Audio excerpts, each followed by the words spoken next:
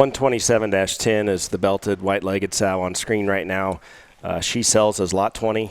She's bred to absolute. She's due the 24th of July. There were several that you'll find that have that due date because they were part of a wean group, one of the latter wean groups there that we bred for the sale.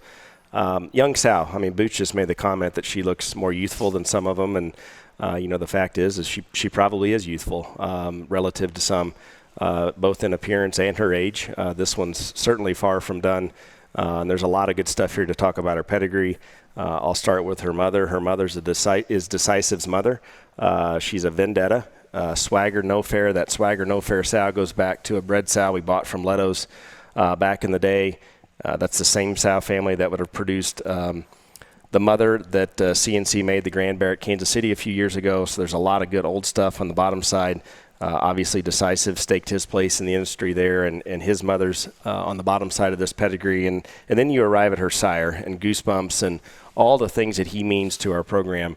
We'll spend a lot of time talking about Kingpin, and I would tell you with confidence that Goosebumps deserves just as much print space and just as much airtime as his contemporary, because the Goosebumps females, the Goosebumps barrows, those show pigs paid a lot of bills around here, and that boar, he still wastes a lot of feed out there when he's eating in the morning, but he'll get to do that for as long as he wants to.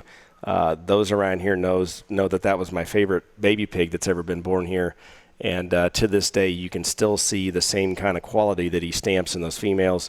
This one has it. If you really study her skull, really study the way her skeleton's put together, sows that have this sort of skull shape, this sort of feature, that kind of tail, those are indicators that certainly predict the sort of stoutness that she'll generate, and she does it. She had a littermate bear that was very good.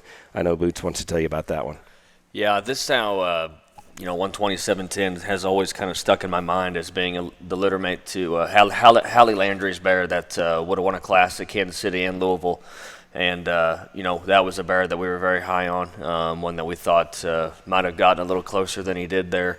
But regardless, for a bear to go ahead and win a class at two major shows under two very different types of judges is not an easy feat. And honestly, his sister looks a lot like him, and just in terms of his looseness of build, his height of shoulder, all those stuffs that are so hard to replicate and mass produce. And then you kind of accompany that to the fact that she's bred to Absolute now, who was as impressive as a boar that I'd gotten to feed from a lightweight on him to where he matured. And mating-wise, this makes as much sense as any. I think his skull shape is perfect for her, and he's going to bring a few extras to the table just in terms of neatness, in terms of their length of hip and extension from behind. And, man, he's going to hopefully he'll generate the same kind of bone and just density and hair as what he's got, because if he does, this mating right here is going to be fun because she's so basic in her build, and her proportionality and her extras in terms of height of shoulder, again, are the things that you can't replicate very easily, and you dang sure can't do nothing about them in terms of feeding them. So 127-10 has always been one that I've been very fond of feed out of, and one that I'm very excited about to see what these pigs will look like out of her.